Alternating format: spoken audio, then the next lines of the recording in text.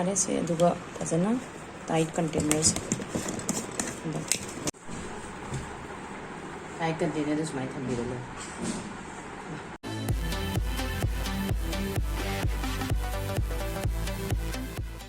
मसी आइना सेमगदौरीसे हैनौ असंबगी अचारने सिदा आइना लौरिबजे हैनौसे किलो अमा मखाइ मुकी चांगदा लौरे अदो हैनौसे आइना फजना जामथोक लोरगा कंहल्लबा लोइरबनी हुजि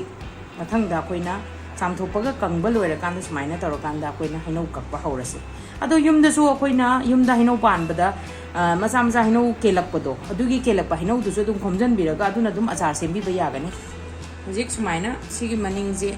मपाजे खितंग कक्थटलसे अदुगा सुमाइना अहामबदा खाइदोएदना अदुगा मरुसिंजे हैनौ मचानीना मरु याव मरुसिंजे लौथोगा तोखाइना थमग्रसे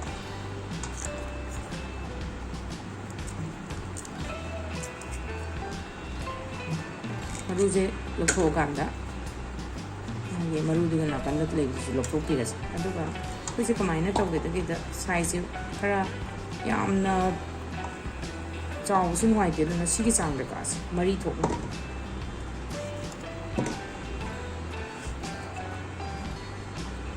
कोइने याम चानिंगगना अनिनी लौलो सुमाइना कपिरेसे पीस मरी मरी सुमाइन तौदना आई मनिंगी से कपथलगा मयाइदा कपदाना तायरगा सिगी मरुसे सुमाइन लौथोकपिरनी अदुगा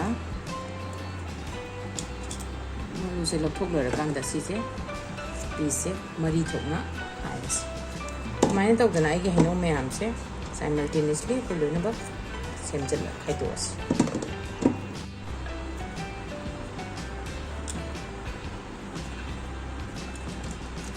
हैनौ अचारसे अखोइना हवाई थोंबगुंबदा अयुक्ता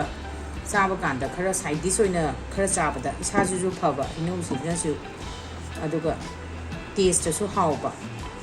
हैनौ अचारसे याम हावबने ममांग चहीदसु अइना हैनौ सेमगे अदो लोइबगा खंगौदे अदुगा हंदक चहीजे हैनौ गाइबदा हेक फंगबगा आइजे अचार सेमगेना खल्ले हैनौ अचारसे अखोइदे याम कईदा कानागेदा प्रोबायोटिक ओइनासु एक तवे अखोइ गट फ्रेंडली ओय अकुंटीगी कनोसिदा खरा खरा डाइट दा यावरगदि यामना फै अदुना अचारसे दुम सिजना बियु अदुगा स्पेशली युमदा साबा अचारसिना फै थुमजु खरा चांगना येंगागा इसाना सेमजबनिना अदुना हेना फै मार्केट तगी लेबा अचार बदे अदुना अचारसे फजना दुम हैनौ मतमदा दुम सेमबियु फतेबा अदु सोपदे अखोइना सेमजरदि इसाना सेमजरदि हाइजीनिक ओइनासु प्रिपेयर तौजरे अदुगा हाउजु हाउजरे इसाना सेमदि मार्केट की दुदि थुमजु याम याकनी अदुना इसाना सेमजबना खाइदगी फै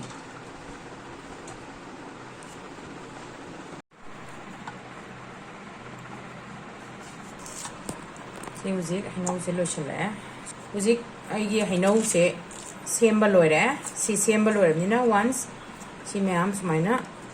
सेमबा लोइरकांदा अखोइना हुजिक तौदोइसे हैनौ से अखोइना हैनौ मचा आइना सिदा मचा लौजबे वानी एनी साइज हैनौ अदुम लौबियो हैनौ असंगबदा एनी साइज के हैनौ से सुमाइना अदुम नगी चा कैनो चांगजे चांग अमा खल्लगा अदुम कपिरो अदुगा कप्पा लोइरे आई सिदाजु कप्पा लोइरकांदा अखोइना तौदोइसे थुमजे अचारदा थुम यामना थागना अखोइजे कुइना थंबा याय है अदु अखोइ इसागी दमता चाजबनी याम थाक्तसु ये सि आइना तौदोइसे थुमजे खरा चांग येंगा खरा सिना अदुम तोटलगा ngasi nungdang sima pura thanamakanda hayeng ayu nungsaada pura whole day nungsaada phogdoaga adu loirakanda oina achar semdoine ahambagi step tana ngasi nungdang sida uje thumjiga machu siga ani je khara je hapjalaga tolaga thanamdoine si tolas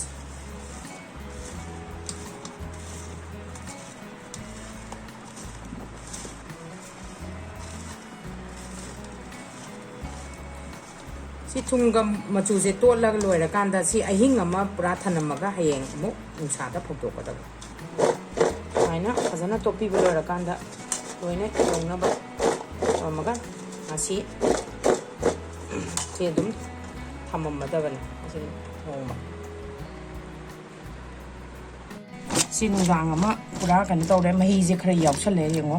mahi yawbani na si je angtang bi ngasai ju amu olabane ani ra humlak onbiraga nungsaada dum phogdokadabane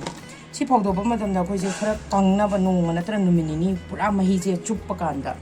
kangakanda oina masala thakadabane aduna phajana kanghanbi nungsaada thame Heinou se nongma ma phajana phokdoe nungsa da aduga phajana kange se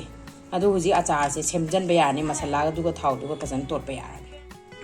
huji maru marang achar gi maru marang semdoini adugi damak taina lauri se phadigom se chamas ani laure mithi chamas ani jira chamas ani aduga hop se chamas ani si se haiphet akoina maida kabo kabo ngotho ase aduga taknaba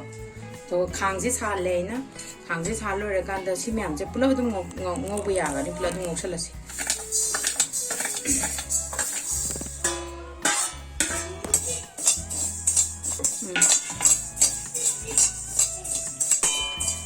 Heinou tauri je se maru marang ke myam je tang roast tok thoga magi manam phajana roast to aroma do phajana cha du da pi na bari da makta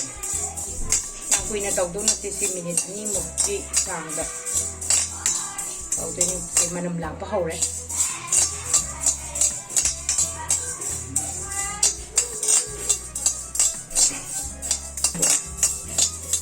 si minute ani ju phajale tu si yar ani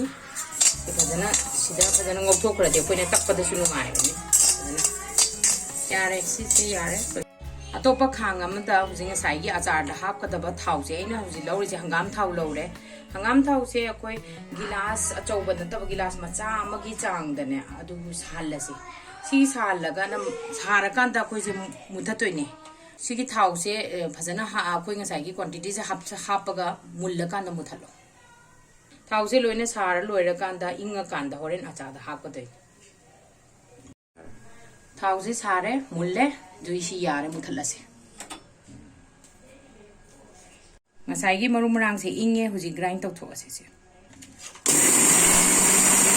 sai gi Heinou do lore aduga masala se aina takhai ba loire aduga masala se hapsal ase sida masala se loina hapaga aduga akoi morok ka masu ga su hapte ni morok se akoi gi chang ga chamasam katang hapage gi di machu se hana ju ting ba da ha krab ni kharadam ha pa se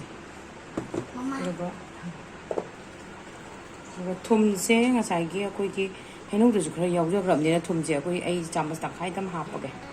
adu ga sigi masala sing je ai Heinou ju kang krab ni phajana siga phajana to laga nga sai gi thau se inge yare adu haijala se si mayai gi masala gi mapa sita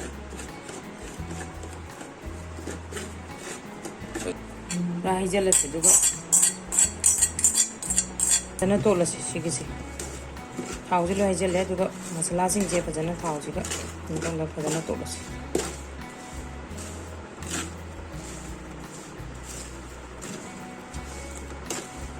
si hujik Heinou se phajana tole maru marang si ga namme si yar ready hoy